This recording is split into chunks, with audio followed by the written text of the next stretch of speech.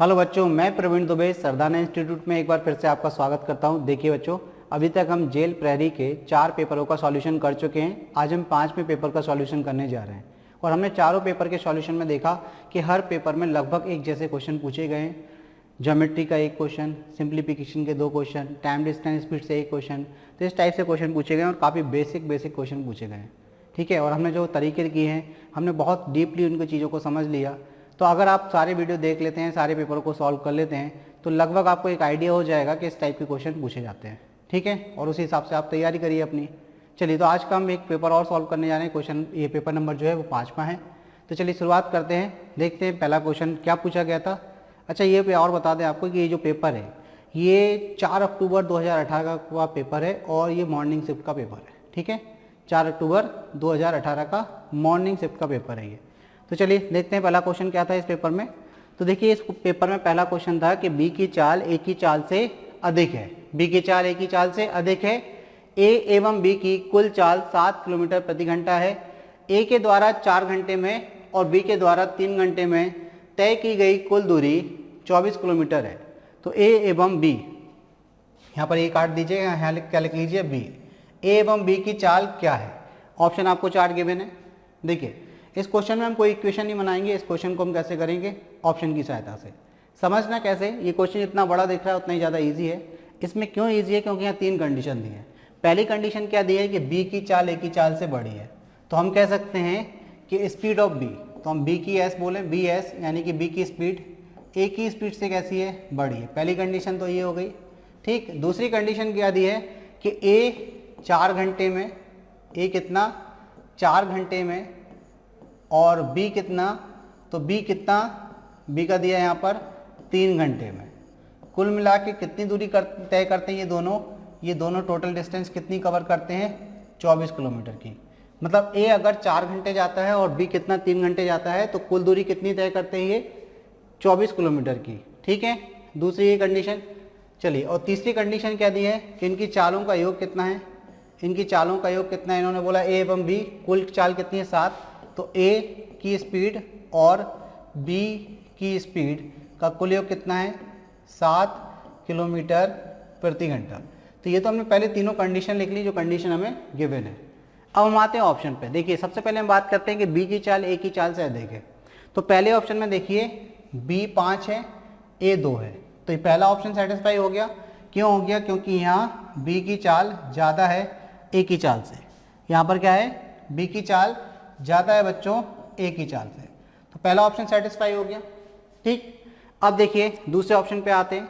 ए की चाल 4 है और बी की चाल 3 है। मतलब यहाँ पर ए की चाल ज़्यादा है किससे? बी की चाल से। तो बताइए अब बी ऑप्शन हो सकता है क्या? बिल्कुल नहीं हो सकता। तो एक ऑप्शन हट गया। ठीक, अब हमारे पास 3 बचे। आगे बढ़ते हैं। ए यहाँ पर 3 है, बी 4 है। तो देखिए यहाँ भी बी की चाल क्या है? ज़्यादा है ए से। तो फिर आपका सी ऑप्शन बिल्कुल हो सकता है। तो चौथे ऑप्शन पे आते हैं। ए 5 है लेकिन बी कितना है? 2।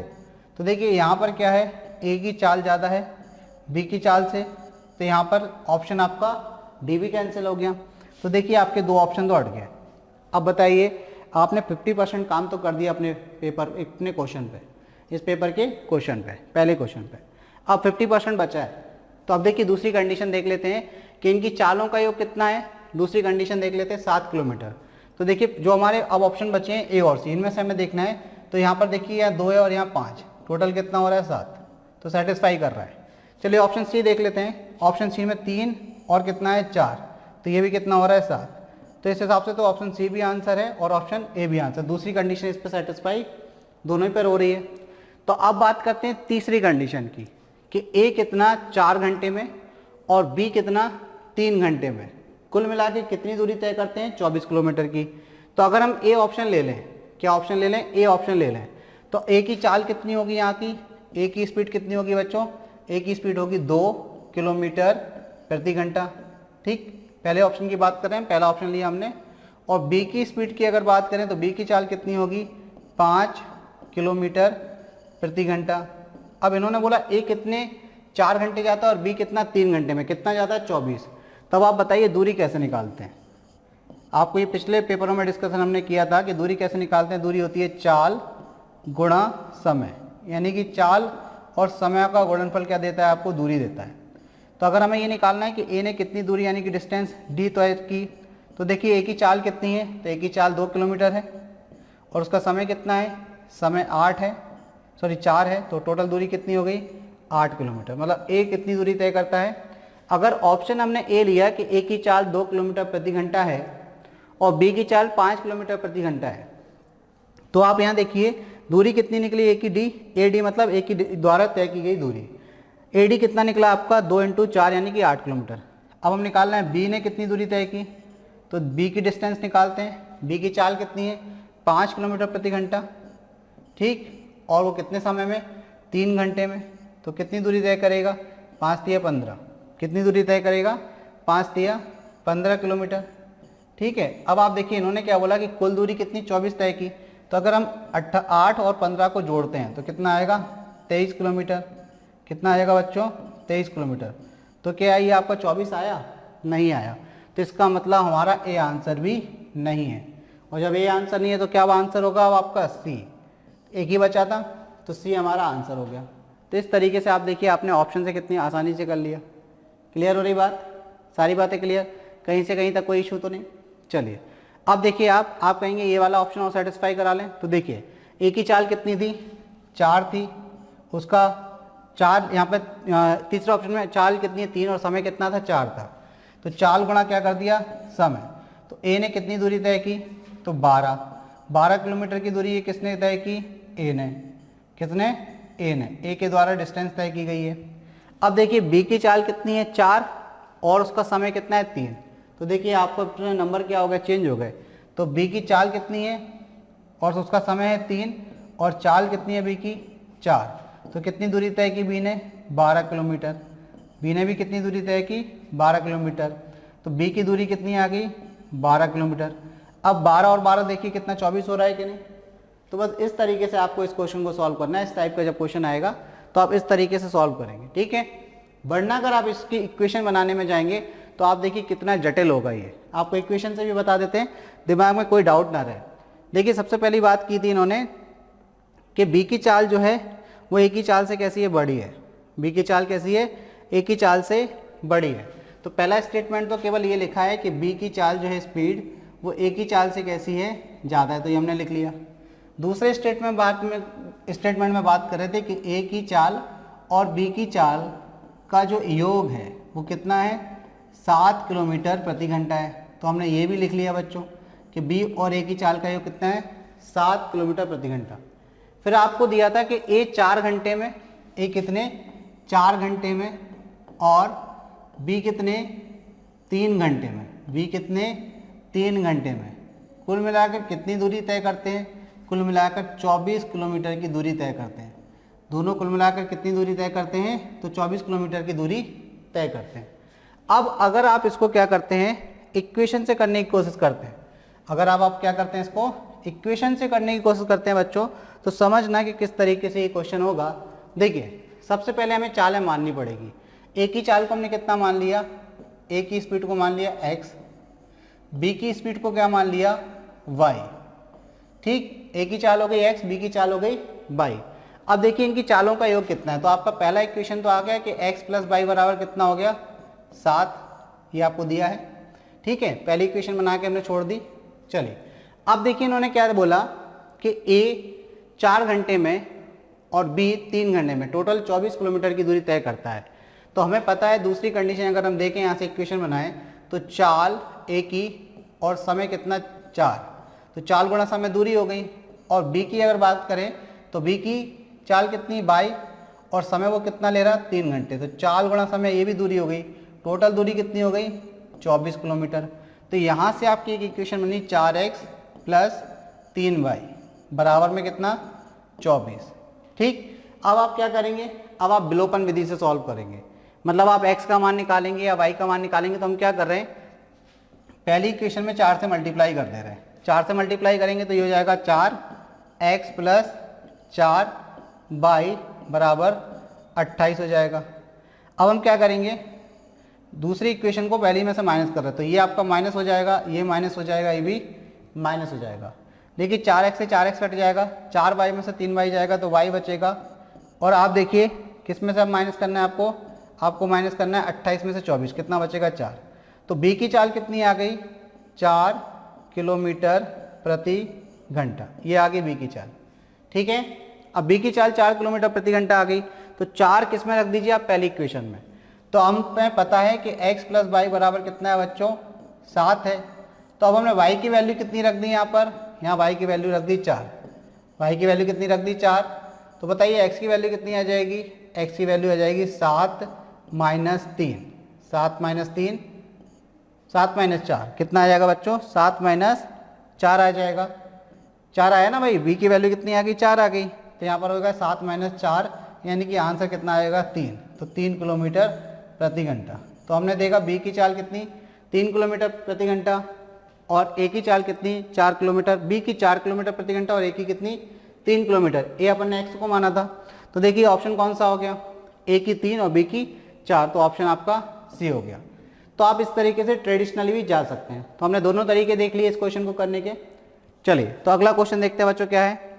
देखिए अगला क्वेश्चन है, अगला क्वेश्चन आपसे कह रहा है बच्चों कि आपके पास क्या दिया हुआ है, यहाँ पर बात कर रहे हैं कि 2250 के अंकित मूल्य वाली एक मेज पर 30% छूट की घोषणा की गई, तो मेज का विक्रय मूल्य क्या है। देखिए अंकित मूल्य समझ लें पहले क्या होता है। अंकित मूल्य को मार्क प्राइस बोला जाता है या लिस्ट प्राइस बोला जाता है। अंकित मूल्य क्या कहलाता है बच्चों, 2-3 तरीके से ये लिखा जा सकता है आपके पास। एक तो ये होता है मार्क प्राइस, ये क्या होता है मार्क प्राइस, इसको हम मार्क प्राइस बोलते हैं, ठीक।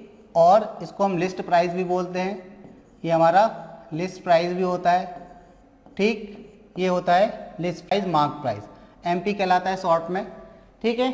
तो किसी भी चीज़ को जब आप मार्केट में परचेस करने जाते हैं तो आपने देखा होगा, जैसे आपने एक टूथपेस्ट लिया तो आप उसकी प्राइस देखेंगे तो एक प्राइस उस पर लिखा रहता है 198, 150 समथिंग, कुछ जो भी प्राइस आपका उस पर अंकित है यानी कि लिखा हुआ है वो उसका मार्क प्राइस कहलाता है। अब मान के चलिए उस पर कोई दुकानदार आपको क्या कर रहा है, डिस्काउंट दे रहा है, ठीक है, डिस्काउंट दे रहा है, तो यानी कि बात समझिए। अब आप मान के चलिए कोई चीज़ लेने गए जिसकी कीमत 50 रुपये है, कितनी 50 रुपये, और इस पर आपको डिस्काउंट दिया जा रहा है कितने का 10% का, आपको 10% का क्या दिया जा रहा है, डिस्काउंट दिया जा रहा है। अगर आपको डिस्काउंट दिया जा रहा है कितने का 10% का, तो बताइए आप दुकानदार को कितना रुपए देंगे और दुकानदार के लिए उस वस्तु का विक्रय मूल्य क्या होगा, मतलब दुकानदार कितने रुपए में बेच रहा। तो पहले तो हमने समझ लिया कि अंकित मूल्य क्या होता है, अब बात कर रहे हैं विक्रय मूल्य की, ठीक है।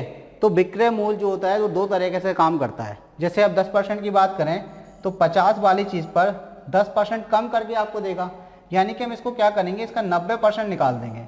भाई ये जो 50 है वो अपने आप में क्या है 100%, 10% आप 50 का करोगे तो वो कितना बचेगा 90%। तो हम 50 का क्या कर रहे हैं 90%, 50 का 90% कैसे निकालते हैं, 50 गुणा 90 और बटे में क्या हो जाएगा 100, 2 जीरो से 2 जीरो ये कैंसिल हो गए, कितना आ गया 5 नाम 45, यानी कि वो आपको कितने रुपए में देगा दुकानदार 45 में।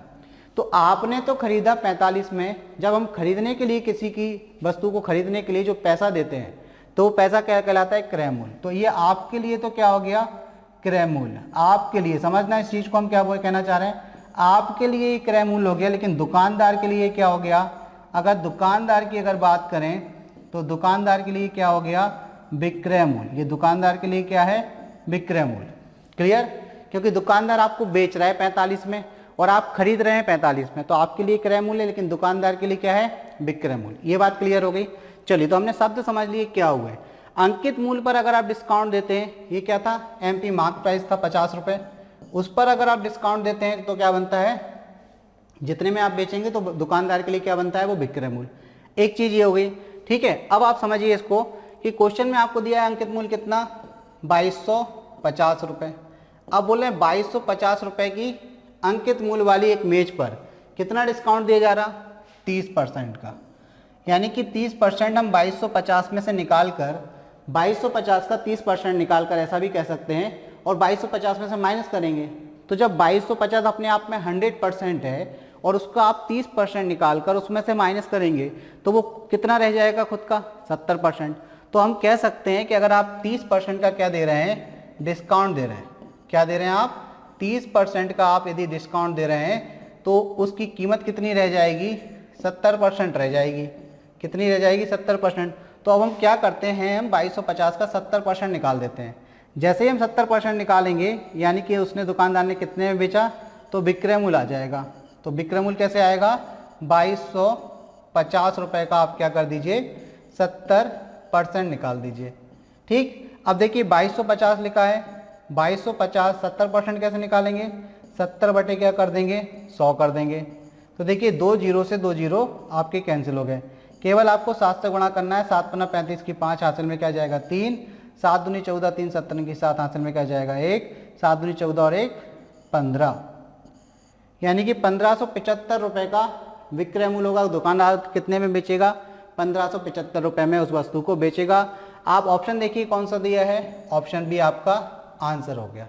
तो इतनी बात हमें समझ में आ गई कि अंकित मूल्य पर जब डिस्काउंट देंगे तो हमें क्या मिलता है, विक्रय मूल्य। देखिए विक्रय मूल्य एक तो हमने ये समझ लिया कि अंकित मूल्य पर डिस्काउंट देने के बाद विक्रय मूल्य मिलता है। विक्रय मूल्य एक तरीके से और भी मिलता है, चलिए उसको और देख लेते हैं कैसे मिलता है। भाई अगर हमने बोला कि क्रय मूल्य, आपने कोई वस्तु क्रय मूल्य की बात करें कितने रुपए में खरीदी, 100 रुपये में। आपने कोई वस्तु कितने रुपए में खरीदी, 100 रुपये में। खरीदने के लिए जो आप कीमत अदा करते हैं वो कीमत क्या कहलाती है, क्रय मूल्य कहलाती है। अब हम कह रहे हैं कि आप चाह रहे हैं कि इस वस्तु पे आप 15% का लाभ लेकर बेचना चाह रहे हैं। कितना लाभ लेना चाह रहे हैं, आप चाह रहे हैं कि 100 रुपये की जो चीज़ खरीदी थी उस पर आपको 15% का लाभ हो जाए, तो आप इसको बेचना चाह रहे हैं। तो आप जानते हैं 100 का 15% कितना होता है, 15 होता है। तो आप इसको कितने में बेचेंगे, आप बेचेंगे 115 में। तो ये भी क्या है, विक्रय मूल्य है। तो बेचने के लिए कीमत आपको कोई देगा, अगर आप 115 रुपये में बेच रहे हैं तो ये आपके लिए क्या होगी, विक्रय मूल्य। आपने खरीदी कितने में थी, 100 में। तो खरीदने के लिए जो हम कीमत अदा करते हैं वो कीमत कहलाती है क्रय मूल्य, और बेचने के जितने में हम बेचते हैं तो कोई हमें उतने पैसा देगा उस चीज़ के लिए, तो वो क्या कहलाता है, विक्रय मूल्य। तो अब आप देखिए आपने 100 रुपये की चीज़ पर 15% का लाभ लेकर 115 में बेची, तो ये भी क्या है, विक्रय मूल्य। तो आपने दो चीज़ समझी कि यदि अंकित मूल्य पर क्या दिया जाए, डिस्काउंट दिया जाए। क्या दिया जाए, डिस्काउंट दिया जाए। तो डिस्काउंट देने के बाद जो चीज़ बनेगी वो क्या बनेगा, विक्रय मूल्य बनेगा। वो क्या बनेगा, विक्रय मूल्य बनेगा। एक चीज़ तो हमने ये समझ ली। ठीक, अब हम दूसरी चीज़ बताएं तो हमने क्या समझी, तो दूसरी भी चीज़ ये समझी कि अगर हमारे पास क्या है, क्रय मूल्य है, कोई वस्तु हम कितने रुपए में खरीद के लाए, हमारे पास क्रय मूल्य है, और उस पर हम क्या करें, या तो लाभ ले लें, या क्या करें, लाभ ले लें, या फिर हानि उठा लें। हानि पर भी बेच देते हैं भाई कभी कभार किसी चीज़ को, हानि ले लें। तो लाभ और हानि लेने के बाद जो चीज़ हमें जो कीमत मिलेगी वो चीज़ क्या होगी, वो विक्रय मूल्य कहलाएगी। तो विक्रय मूल्य दो केस में मिलते हैं, एक तो क्रय मूल्य पे लाभ और हानि लेकर अगर आप कोई चीज़ बेचते हैं तो वो विक्रय मूल्य मिलेगा, और अंकित मूल्य पर डिस्काउंट देकर अगर कोई चीज़ बेचते हैं तो वो भी क्या कहलाता है, विक्रय मूल्य कहलाता है। आई होप आपको सारी बात समझ में आई। चलिए अगला क्वेश्चन देखते हैं बच्चों। देखिए अगला क्वेश्चन है थर्ड क्वेश्चन। एक नाव 18 किलोमीटर प्रति घंटे की चाल से यात्रा करती है और एक दौरे में 540 किलोग्राम मछलियां लाती है। ठीक, तो 43,200 किलोग्राम मछलियां पकड़ने के लिए आवश्यक दौरों की संख्या बताएं।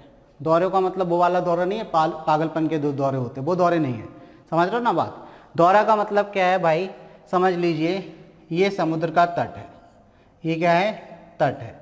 अब नाव यहाँ से जाती है, ये समुद्र है, ये क्या है, समुद्र है। तो नाव यहाँ से जाती है यहाँ कहीं समुद्र में, ठीक है, यहाँ से यहाँ तक जाती है, एक दौरा करती है, मतलब यहाँ से यहाँ तक जाती है और फिर वापस आती है। तो एक दौरे में ये कितनी मछलियाँ पकड़ के लाती है, ये 540 किलोग्राम मछलियाँ पकड़ के लाती है, और चाल कितनी है इसकी, 18 किलोमीटर प्रति घंटे की चाल से जाती है।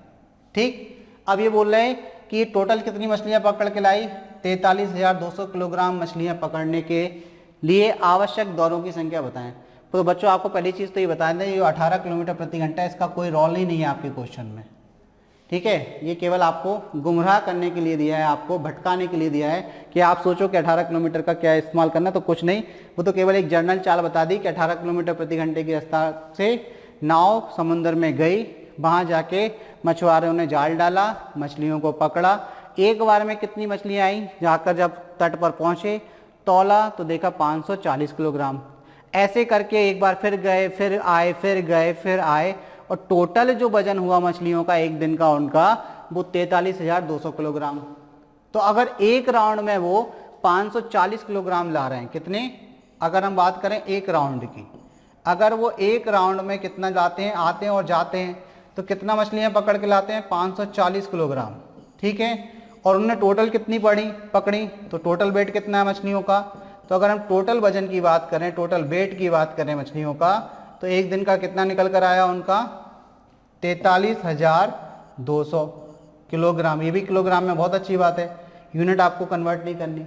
तो एक दिन में अगर उनने 43,200 मछलियाँ किलोग्राम मछलियाँ पकड़ी वजन की, और एक राउंड में 540 पकड़ते हैं, तो नंबर ऑफ राउंड्स कैसे निकाले जाएंगे, यानी कि राउंड्स की संख्या, नंबर ऑफ राउंड्स कैसे निकाले जाएंगे, ठीक है। तो नंबर ऑफ राउंड्स कैसे निकलेंगे, आप कुल वजन कितना हुआ एक दिन में, 43,200, और एक बार में कितनी पकड़ रहे हैं वो 540, तो बस भाग लगा दीजिए। तो कितने राउंड उनको लगाने पड़े आने जाने के, तो वो राउंड की संख्या आपको पता चल जाएगी, ठीक।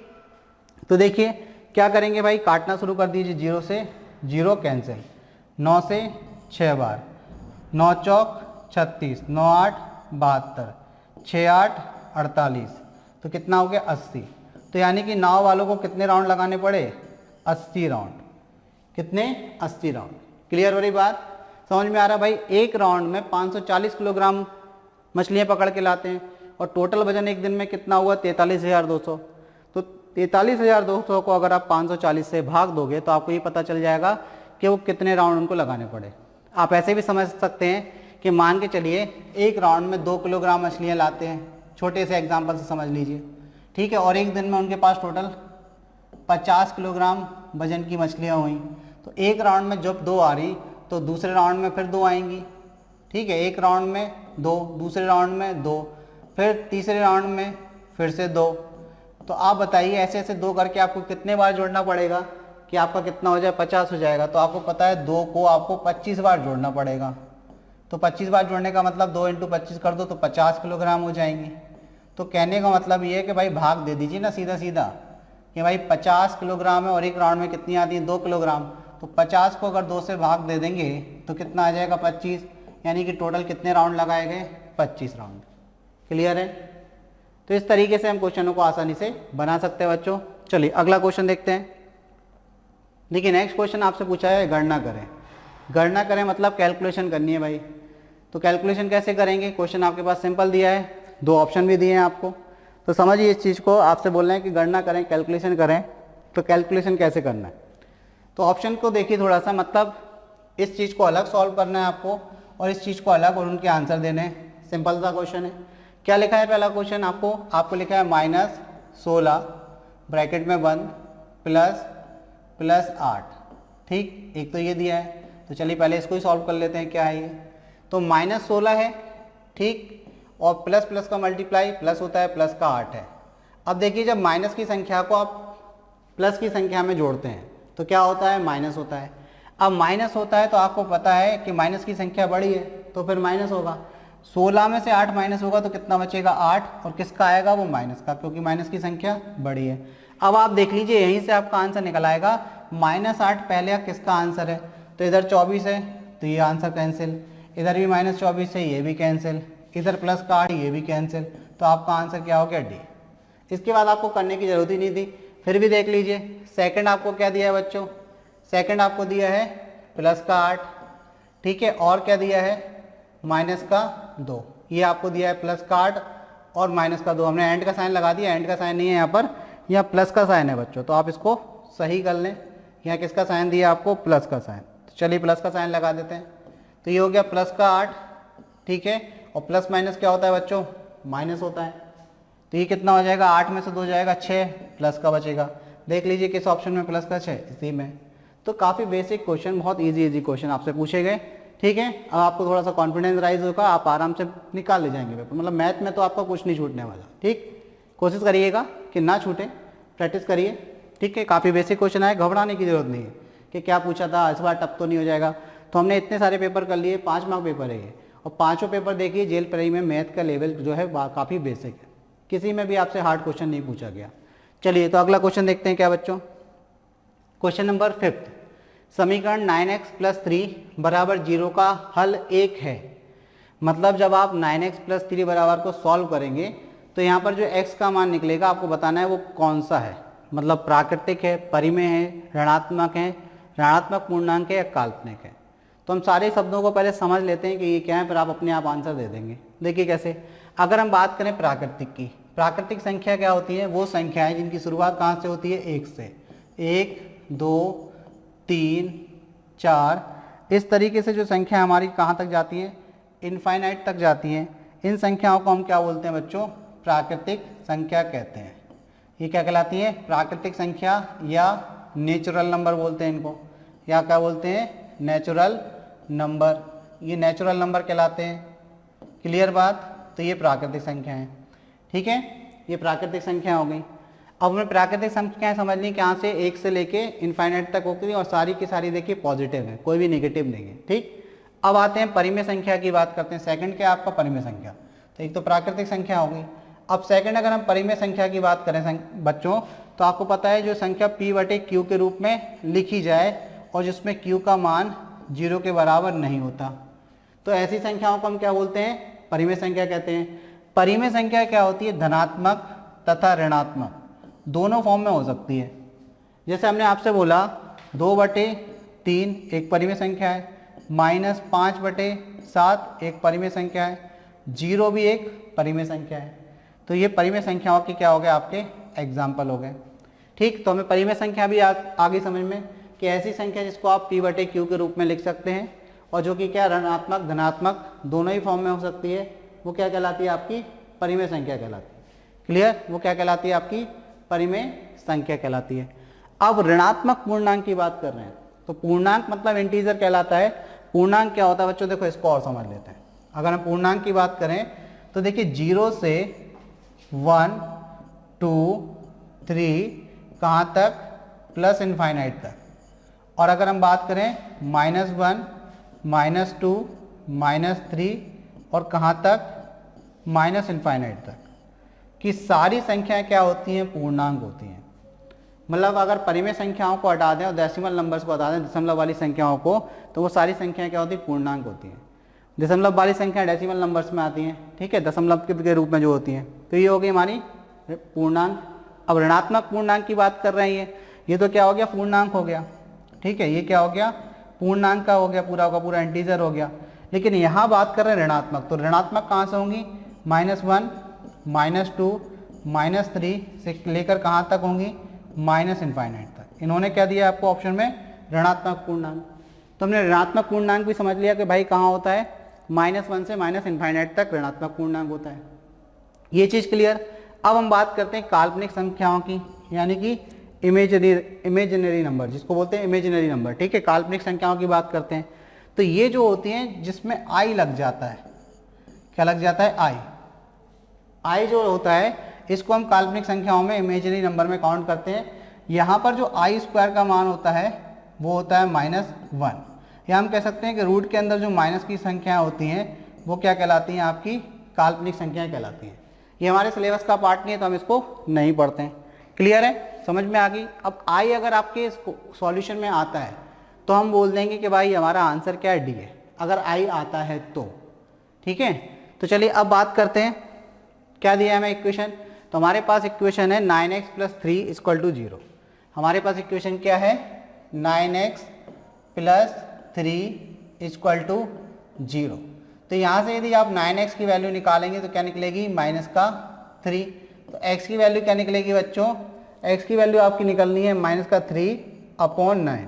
ठीक, ये आपकी x की वैल्यू आ गई। अब किससे कैंसिल हो रहा है, ये 3 से, तो 3 × 1 = 3, 3 × 3 = 9। तो यहाँ पर आपका आंसर आया 1/3 माइनस का। तो बताइए किस फॉर्म में है, ये p/q के फॉर्म में है कि नहीं है, और जहाँ q ≠ 0 है कि नहीं है, q की वैल्यू 0 के बराबर तो नहीं है। देखिए यहाँ 3 0 के बराबर तो नहीं होता। तो यानी कि ये क्या है, आपकी परिमेय संख्या है।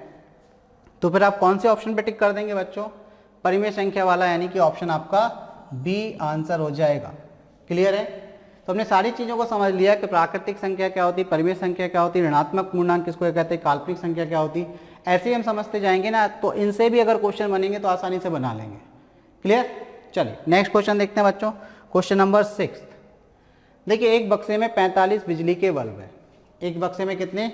45 बिजली के बल्ब हैं, जिनमें से 20 दोषपूर्ण हैं। जिनमें से दोषपूर्ण का मतलब क्या हो सकता है कोई कम जलते हो, कोई टूटे फूटे हो, कुछ में कुछ खराबी हो, तो दोषपूर्ण हो गए वो। 20 बल्ब दोषपूर्ण हैं। यदि बक्से में से यादृच्छिक रूप से एक बल्ब चुना जाता है तो क्या प्रायिकता है कि चुना गया बल्ब दोषपूर्ण है? देखिए सबसे पहले समझ लें कि प्रायिकता निकाली कैसे जाती है। प्रायिकता निकाली कैसे जाती है? तो प्रायिकता की अगर हम बात करें प्रोबेबिलिटी की, तो इसका मतलब क्या होता है? देखिए फेवरेबल इवेंट, यानी कि हमारे पक्ष में कितने चीज़ें आ रही हैं, तो यहाँ पर होती हैं घटनाएं। क्या होती है फेवरेबल इवेंट? मतलब हमारे फेवर में कितनी घटनाएं हैं, तो ये हो गया फेवरेबल इवेंट, ठीक है। और टोटल इवेंट क्या होता है? Total event. Favourable event upon total event क्या कहलाती है? प्रायिकता कहलाती है। टोटल इवेंट की बात करें तो देखिए एक बक्से में कितने बिजली के बल्ब थे? 45। तो ये तो हो जाएगा हमारे टोटल घटनाएं, कुल घटनाएं, ठीक है। कितनी? हमारे पक्ष में कितनी घटनाएं और कुल घटनाएं कितनी है? तो अब आप बोल रहे हैं कि एक बॉक्स में 45 बल्ब है, उसमें से 20 क्या है? खराब है। अब आपने हाथ डाला यादृच्छिक रूप से, मतलब रैंडमली हाथ डाला, आपको ये नहीं पता कि हमें सिलेक्ट करके लेना है, आपने हाथ डाला और एक बल्ब निकाला। अब ये बोल रहे हैं कि एक बल्ब जब आप यादृच्छिक रूप से चुनते हैं तो क्या प्रायिकता है कि चुना गया बल्ब दोषपूर्ण है? दोषपूर्ण है मतलब वो 20 में से होना चाहिए। तो आपके फेवर में कितनी कंडीशन है? आपके फेवर में 20 कंडीशन है। टोटल घटनाएं कितनी है? 45 हैं, और आपके फेवर में कितनी है? 20 हैं। मतलब अगर उन 20 में से एक बल्ब आपके हाथ में आ जाता है तो आप जीत जाएंगे। अब कह नहीं सकते वो उन 20 में से कौन सा एक आएगा, तो हम कह सकते हैं कि आपके फेवर में 20 स्थितियां हैं, जबकि टोटल कितनी कंडीशन बनी, कितने इवेंट बन रहे हैं? 45। तो प्रायिकता क्या होगी? आपकी जीतने की संभावना क्या होगी कि आप हाथ डालें और जो आप बल्ब चुने वो दोषपूर्ण बल्ब ही निकले, तो उसकी प्रायिकता क्या होगी? तो देखिए बात करते हैं टोटल बल्ब में से आपके फेवर में 20, क्योंकि आपको इन 20 में से अगर एक बल्ब मिलता है तो आपकी प्रायिकता क्या बोले, क्या प्रायिकता होगी? तो 20 में से एक आपके फेवर में है, ठीक है। आपको एक निकालना है तो 20 आपके फेवर में, और टोटल कितने हैं? 45, ठीक। तो प्रायिकता देखिए क्या निकलेगी?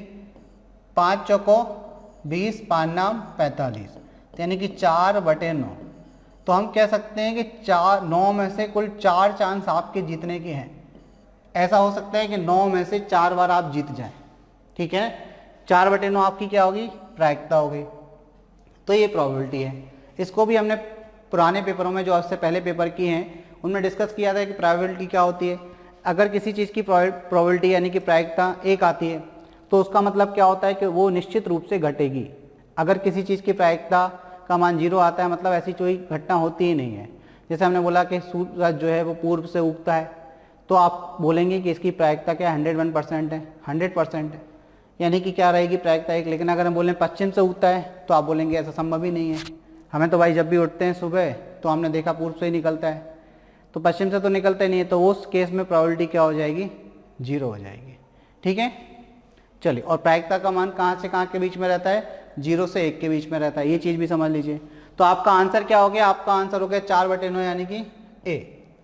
चलिए तो अगला क्वेश्चन देखते हैं। क्वेश्चन नंबर 7 क्या कह रहा है बच्चों? चलिए तो क्वेश्चन नंबर 7 की तरफ बढ़ते हैं। 486 के साथ एक लघुत्तम संख्या को गुणा करके एक पूर्ण वर्ग प्राप्त किया जाता है। तो इस प्रकार प्राप्त वर्ग का वर्गमूल ज्ञात करें। भाई आपको याद आ रहा होगा एक पेपर जो अपन ने डिस्कस किया जेल प्रहरी का, उसमें भी एक ऐसा क्वेश्चन था। वहाँ क्या था कि इस संख्या में एक संख्या दी गई थी, कौन सी न्यूनतम संख्या घटाई जाए कि वो पूर्ण वर्ग बन जाए, बस इतना क्वेश्चन था। और ऐसा भी हमने आपको बताया था कि अगर उसी में आपसे पूछें कि इस संख्या में कौन सी न्यूनतम संख्या जोड़ी जाए कि वो पूर्ण वर्ग बन जाए, तो हमने बताया था 2 केस बनते हैं, एक तो जोड़ने घटाने के और एक गुणा और भाग के। तो गुणा और भाग में कौन सी मेथड लगानी है हमें और जोड़ने घटाने में कौन सी मेथड लगानी है, इसको समझ लीजिए। देखिए अगर हम बात करें कि जोड़ने और घटाने की, सबसे पहले हम किसकी बात करते हैं?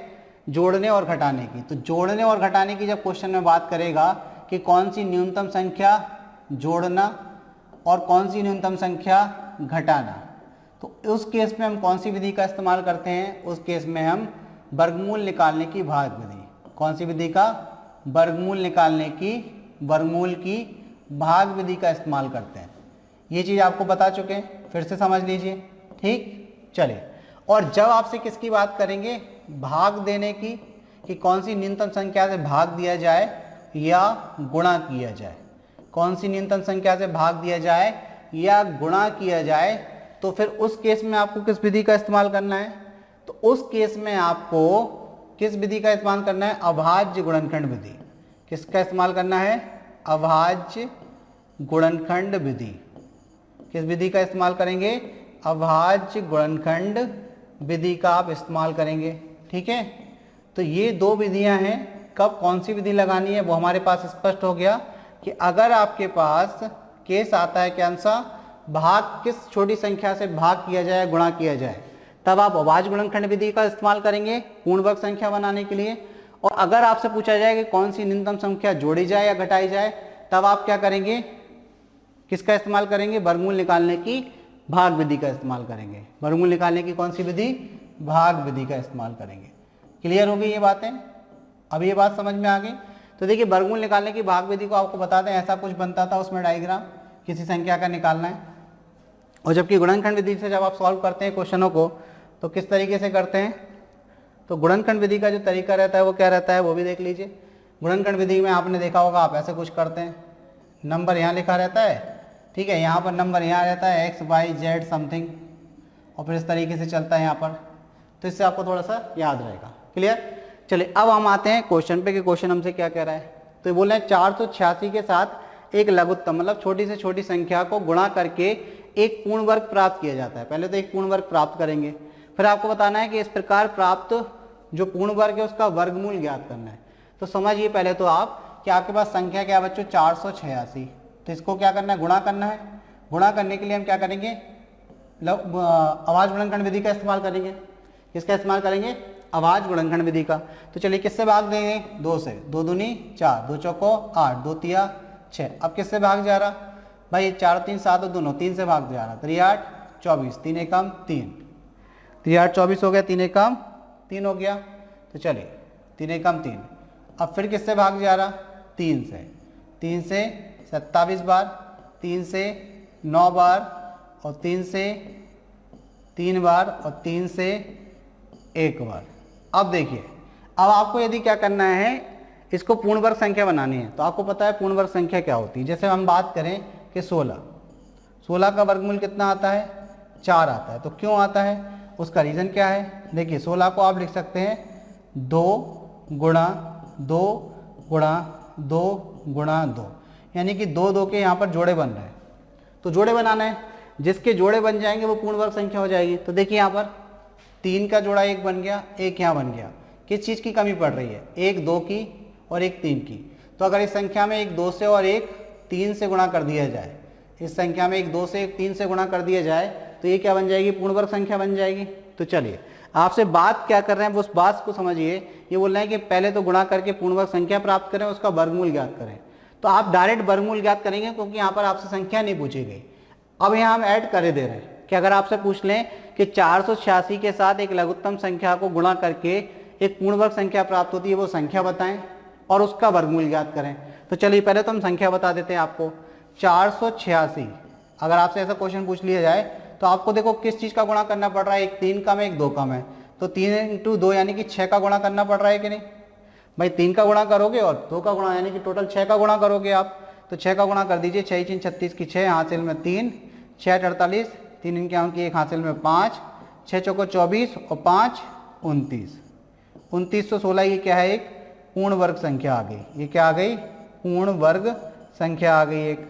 क्लियर हो रही है बात। तो ये बात तो अब हमने आपसे पूछ ली है एक्स्ट्रा, जो आपके क्वेश्चन में नहीं दी, फिर भी आपसे पूछ लिया कि वह संख्या बता दें जो पूर्ण वर्ग संख्या है। अब हमें किस चीज़ की कमी पड़ रही थी, 2 का गुणा करना पड़ा 3 का, क्योंकि यहाँ तो 3 का जोड़ा बन गया, यहाँ बन गया।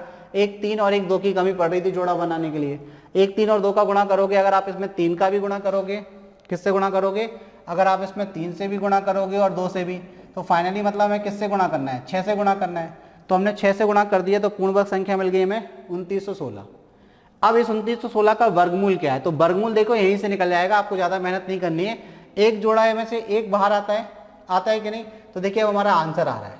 आंसर कैसे आएगा, यहाँ से एक 3 आ गया, यहाँ से एक 3 आ गया, ठीक। अब देखिए यहाँ से क्या आएगा, एक 3 आ जाएगा, एक जोड़ा बना दिया ना हमने, और फिर उसके बाद क्या आ जाएगा, एक 2 आ जाएगा। तो बताइए कितना हो गया, 9, 3 त्रिका 9, 9 3 27, 27 दूनी 54, कितना आ गया 54। तो यानी कि वो पूर्ण वर्ग जो संख्या है 2916, उसका वर्गमूल क्या है, वर्गमूल क्या आ गया 54। तो आप किस आंसर पर टिक कर देंगे, सी पर। तो हमें बात समझ में आ गई कि 54 का यदि वर्ग करते हैं तो क्या मिलेगा, 2916 मिलेगा। और 2916 का यदि आप क्या करेंगे, वर्गमूल करेंगे तो आपको क्या मिलेगा, 54 मिलेगा। क्लियर। तो हमारा आंसर क्या हो गया, इस प्रकार सी आंसर हो गया। आई होप आपको सारी बात समझ में आई, कहीं से कहीं तक कोई दिक्कत नहीं।